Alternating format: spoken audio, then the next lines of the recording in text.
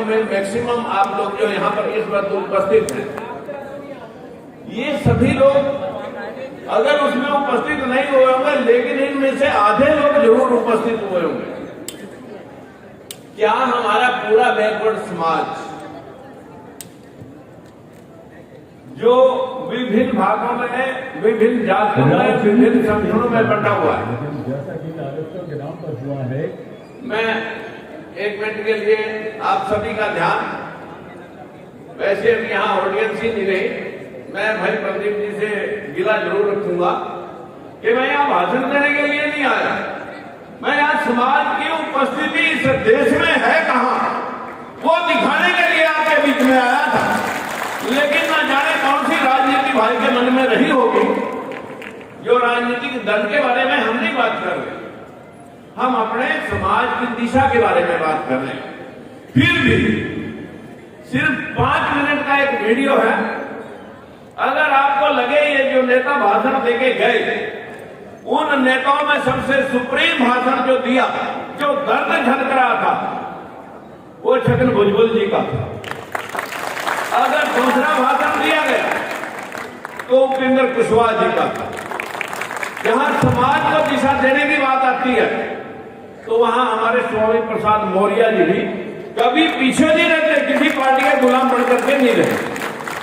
लेकिन हमें अभी खालिश तौर पे झूठी बड़ाई करके शायद मेरी थाली में कोई लड्डू गिर जाए, हम उसी आशा में तड़वे चाटू राजनीति के चक्कर में घूमते घूमते 72 साल आजादी के और देश के 75 साल आजादी के हम खत्म कर चुके हैं। समाज कहां खड़ा है, समाज की दिशा क्या है, वो आप इस वीडियो के 6 मिनट का 5 मिनट का वीडियो जाए, इसको ध्यानपूर्वक सुने और फिर लोगों को बताएं। मुझे यहाँ भाषण नहीं देना, मैं तो सिर्फ आपके दर्शन करने के लिए आया हूं और वास्तविकता बताने के लिए आया हूं। जिस व्यक्ति ने, ये इंडियन एक्सप्रेस अखबार ने जब 10% आरक्षण जनरल कैटेगरी ESW का, इकोनॉमिकल वीकर सेक्शन का, EWS का जो दिया गया था, उस दिन ये RTI लगी थी और इस RTI को 8 दिन के अंदर अंदर लोगों के सामने जिस एंकर ने बोला था उसको उसी दिन चैनल से निकलवा दिया था। आज तक न्यूज चैनल पर ये 6 मिनट की 5 मिनट की वीडियो है, जरा घड़ी देख करके आप इसको सुन लें और लोगों को बता देना, ये जो लोग भाषण देते हैं, इन भाषणों का दर्द अगर इनके जहन में है तो अपना स्वार्थ छोड़ करके समाज के लिए लड़ना सीख लें। समाज इकट्ठा हो जाएगा। जब स्वार्थ में हर राजनीतिक लोग रहेंगे तो समाज इकट्ठा कैसे होगा। बस इतनी बात कहने के लिए मैं अपील करूंगा कि ये वीडियो एक बार चलाएं।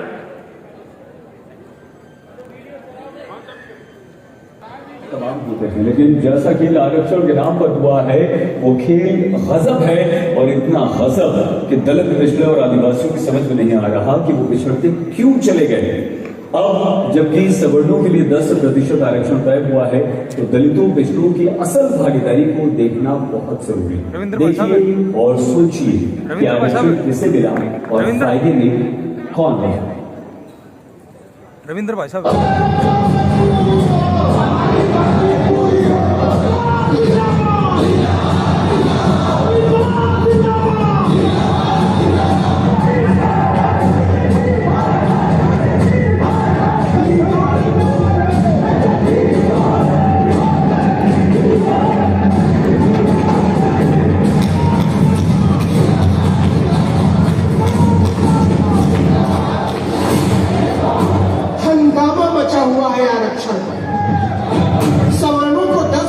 आरक्षण के लिए संविधान बदलने के साथ ही योग्यता के सारे सवाल खारिज हो चुके हैं। दलितों, पिछड़ों के लिए कोटा अपराध से निष्पाप हो चुका है, जो कि सामने 2019 का चुनाव है।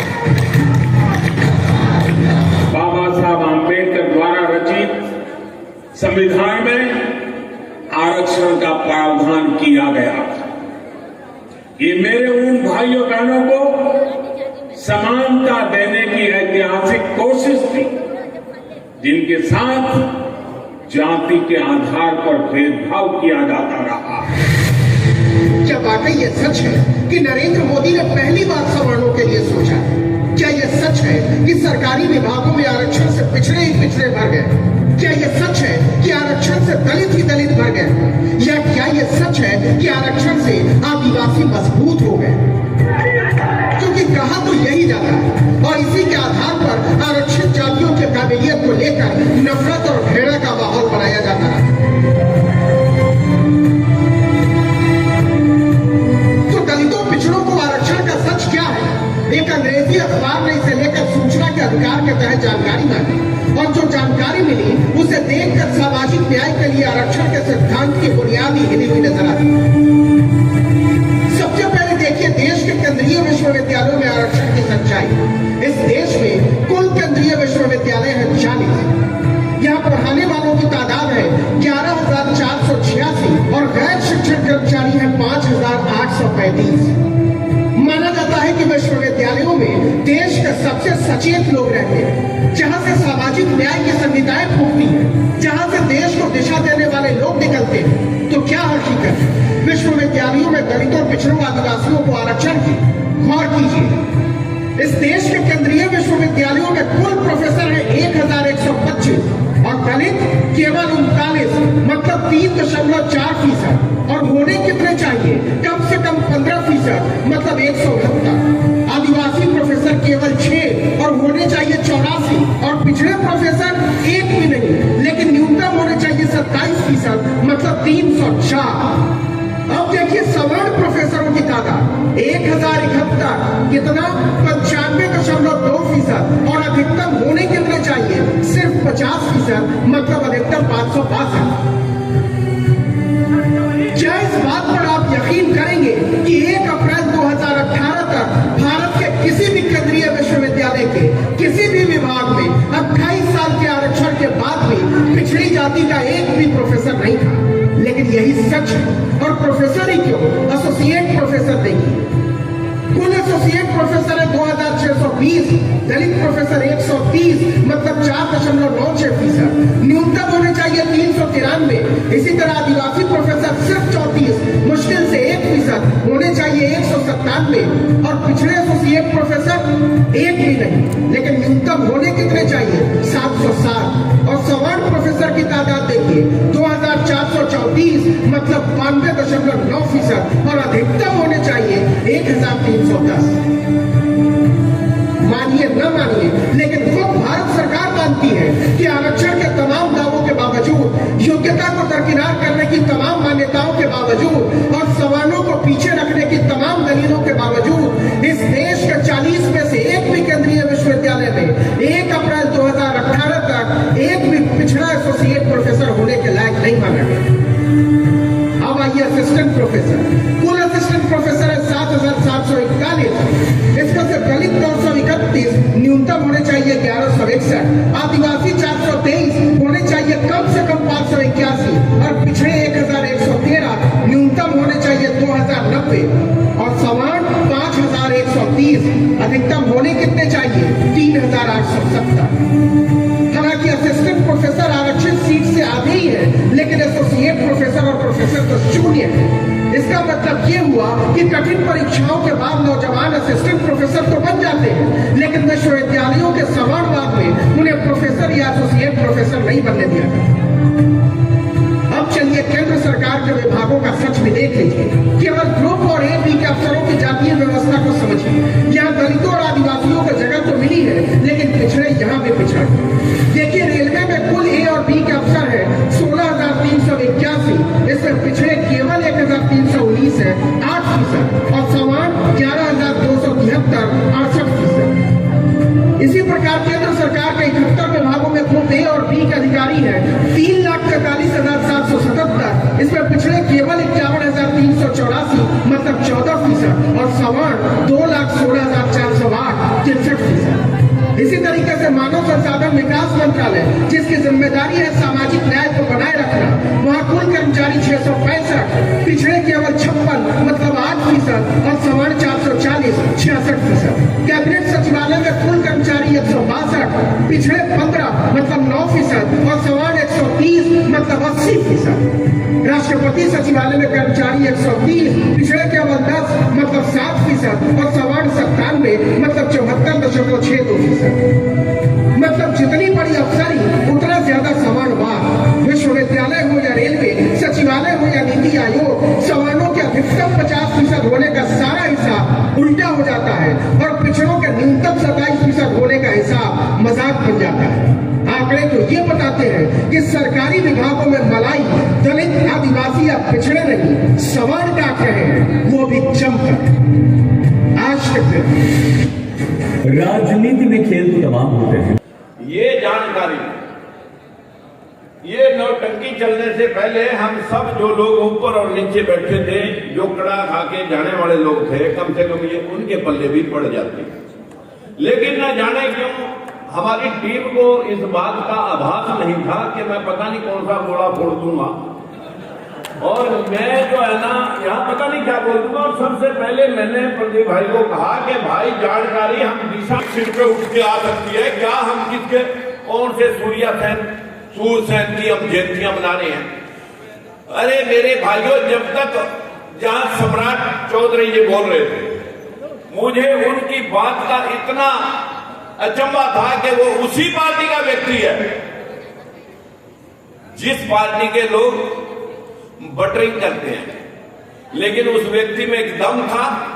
उसने अपनी बात कही कि वास्तविकता के अंदर आओ, अंधविश्वास और कहानियों शास्त्रों से बाहर जो शास्त्र आपके द्वारा आपको गुमराह करने के लिए लिखे गए, उन्हीं शास्त्रों के अंदर अगर आपने वही कहानियां सुनानी है कि सूरसेन रामचंद्र जी के वंशज हैं, तो फिर वो लोग क्षत्रिय थे, हम शूद्र कैसे बने?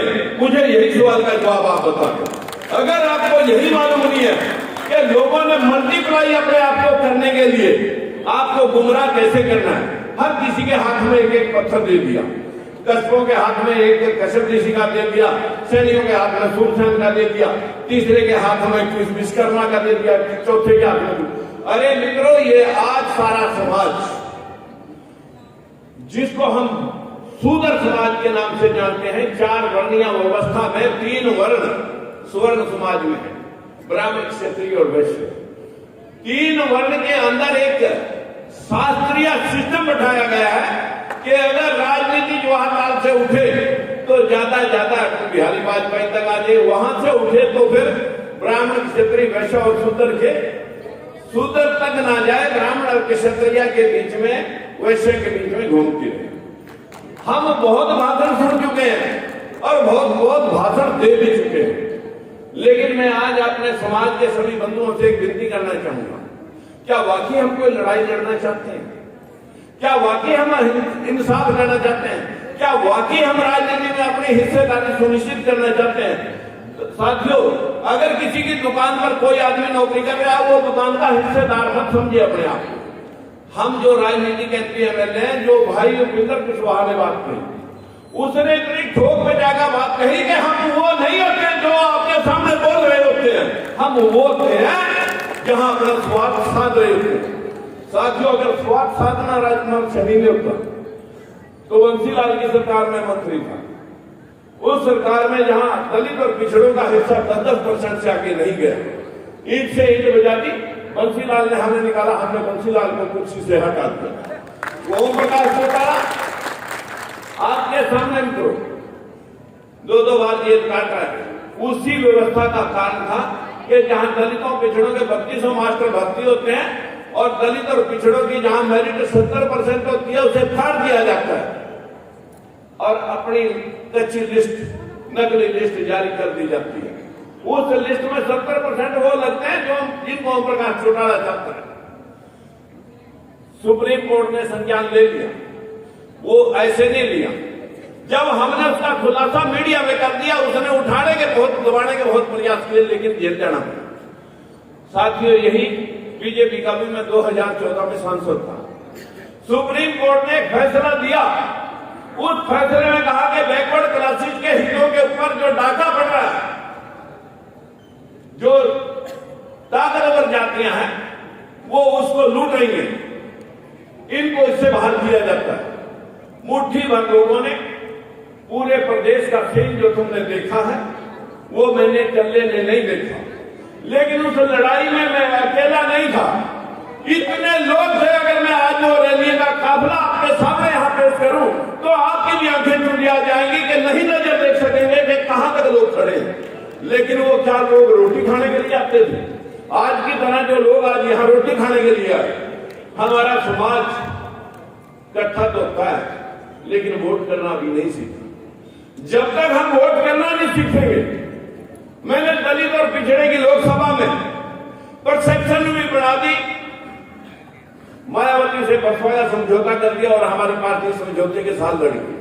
हमारे समाज के लोग पता क्या है, बोला ले भी अब तो कति नाश कर दिया, तुम्हारा में जगह मिल गया। इनको ये नहीं पता कि वोट का राज है, और अगर वोट का राज था तो 75% वोटें 23% शेड्यूल कास्ट और 52% बैकवर्ड की। लेकिन बैकवर्ड का आरक्षण, अरे तुम्हारे घर की छतें गिनती जाती हैं जनगणना में, तुम्हारे घर की भैंसें कितनी है गिनती जाती हैं, लेकिन हमें गधा समझा जाता है।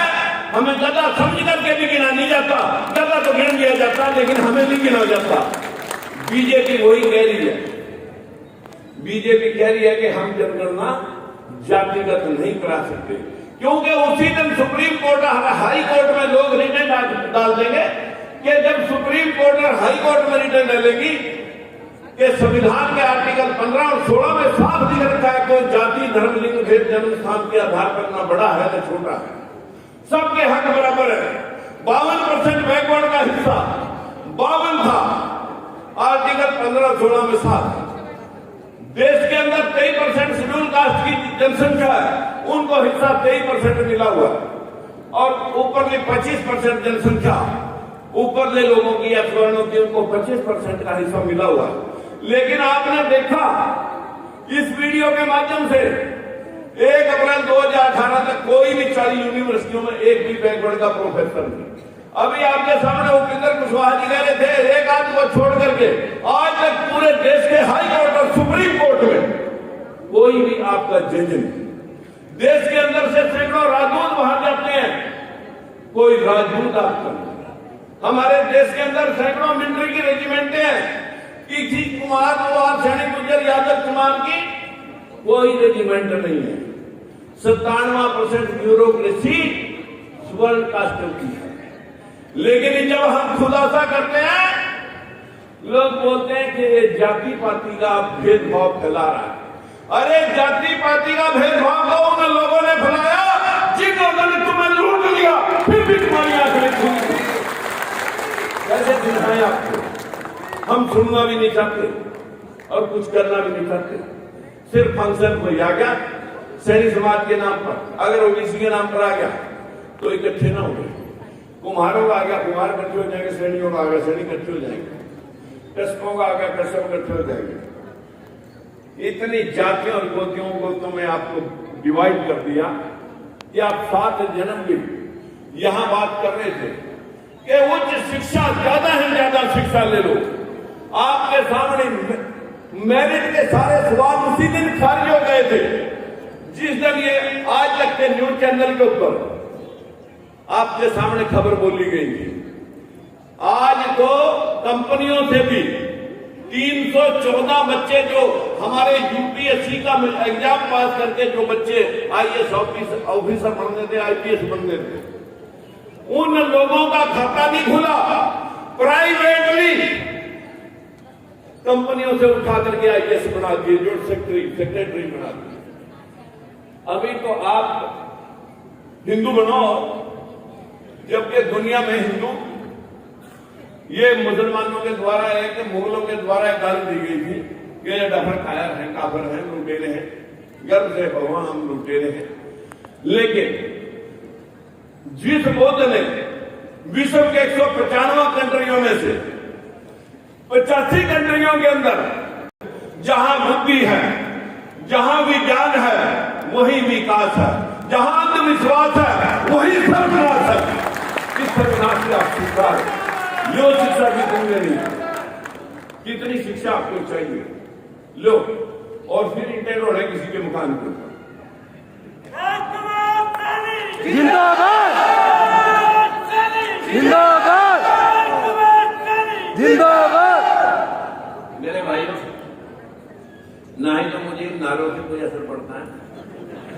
लोग राजनीति में पकड़ने के लिए दिन और रात कड़वे चाट देते हैं। मैं राजनीति छोड़ करके तुम्हारे हिंदू के साथ होता हुआ कुठारा घात, तुम्हारे साथ होता हुआ भेदभाव अगर हम नहीं देख सकते तो कम से कम उन लोगों को ईंट से ईंट बजा करके ये बता दिया था अगर तुम वोट डालने वाले होते तो मैं वो सबक नहीं सिखा देता। लेकिन जो 75 बार का नारा दे रही थी, 40 में आके रुकी थी, ओम प्रकाश चौटाला गया था जेल में और बंसीलाल गया था ऊपर, और भजन लाल ने भी ऐसा ही हमारे समाजों के साथ किया। मैं यहाँ किसी पार्टी का विश्लेषण करने के लिए नहीं आ रहा। हमारे समाज के साथ विशेष तौर पर नॉट ओनली सैनी बैकवर्ड समाज के साथ जो भेदभाव हुआ, उसी भेदभाव को छगन भुजबल जी यहां पर बोल रहे थे, उसी भेदभाव को उपेंद्र कुशवाहा जी बोल रहे थे, उसी भेदभाव को यहां पर सम्राट चौधरी जी भी आपके सामने कह रहे थे। और हमारे एक बहुत सुप्रीम नेता जिनकी वाणी में भी वही आग है, लेकिन कहां आपने हमारा साथ वोटों के रूप में नहीं दिया। वैसे हमारे बहुत फोटो उतार लेते हैं, मैं इन फोटो करेंगे क्या? बताइए ये क्या काम आएगी आपकी फोटो? क्या स्वामी प्रसाद मौर्य जी बैठे? मैं बड़े भाई के नाते स्वामी प्रसाद मौर्य जी से विनती करूंगा कि हमारा ही एक समाज है जो ऑल ओवर इंडिया बसता है, अलग अलग नामों से बसता है। कहीं उत्तर प्रदेश में मौर्य साक्या होंगे, महाराष्ट्र के अंदर, मध्य प्रदेश के अंदर, यूपी के अंदर भी साक्या मौर्य विश्वा होंगे, पंजाब हरियाणा में सैनी समाज, राजस्थान में जाएंगे माली समाज, कर्नाटक में जाएंगे रेड्डी समाज, महाराष्ट्र में जाएंगे भड़ियार समाज। अलग अलग स्टेट में अलग अलग नाम से ये समाज ऑल ओवर इंडिया है। मेरी आपसे हाथ जोड़ के विनती है, बैकवर्ड समाज में अगर कोई सड़क सबसे बड़ा घटक था वो सिर्फ और सिर्फ इसी साक्या मौर्य कुशवाहा सैनी माली रामनारायणी समाज का था, जिनको अगवानी करनी चाहिए थी, जिनको जिम्मेवारी होनी चाहिए थी कि हमने इस वर्ग को इनके साथ हो रहे भेदभाव को मिटाना है। हम साथियों किसी राजनीतिक प्लेटफॉर्म से द्वेष नहीं रखते, लेकिन द्वेष अगर हमारा कोई है वो हमारे खिलाफ हो रहे षड्यंत्र और शोषण का है। हम सिर्फ आपसे विनती करना चाहते हैं कि जो कारवा होते हैं, कारवा तो भेड़ों के होते हैं, अगर लश्कर और झुंड होते हैं वो भेड़ों के होते हैं। लेकिन आप तो अशोक सम्राट की संतान है, आप तो साक्या मुनि महाराज गौतम बुद्ध की संतान है, आप लोग महात्मा ज्योतिबा फूले की संतान है, जिसकी वजह से आप शिक्षा पाकर के आप एमपी एमएलए और जो दूसरे पदों को निभा सकते हैं। आप उन सबको भूल गए, आप नकली हिंदूवाद राष्ट्रवाद में फंसे पड़े हैं। मेरी आप सभी से विनती है कि हम भारतीय हैं, ये राष्ट्र जो है जम्मू-द्वीप, ये भारतीय नागरिक हैं।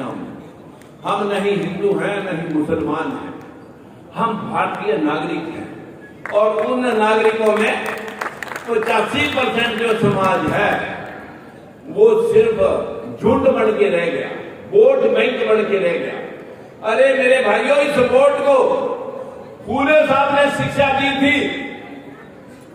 तो संविधान उसी की प्रेरणा के ऊपर संविधान अम्बेडकर साहब ने लिखा। अम्बेडकर साहब ने जो ये भाई लोग आज थोड़ा बहुत आपकी मिन्नतें कर भी लेते हैं, ये मिन्नतें तब कर लेते हैं कि संविधान हमारे हिंदुस्तान के अंदर, जब भारत के अंदर लिखा गया तो हर एक का हक उसमें लिखा गया। आपको वोट दी थी अम्बेडकर साहब ने, कहा था कि अपनी वोट डालना सीख लो ना, अपनी वोट डाल करके अपना राजा बना लेना, अन्यथा गुलामों की जिंदगी जीनी पड़ेगी। आज ये वोट 500 रुपए में बिक रही है, एक शराब की थैली में बिक रही है। जब तक समाज इसी तरह से बिकता रहेगा, जब तक समाज दिशाहीन होकर के हवा में उड़ता रहेगा, मैं तो इस बैकवर्ड समाज को वोट नहीं कहता, मैं तो कहता हूं इसको हवा जिस चीज में भर जाती है, गुब्बारे में भर दो, बिना पैरों से आसमान में उड़ जाएगा। ये हवा है, हवा। ये लोग वोट नहीं है, इनके अंदर हवा भर जाती है। देख करके आईना किसी पार्टी के बड़े बड़े चकाचौंध, बड़ी बड़ी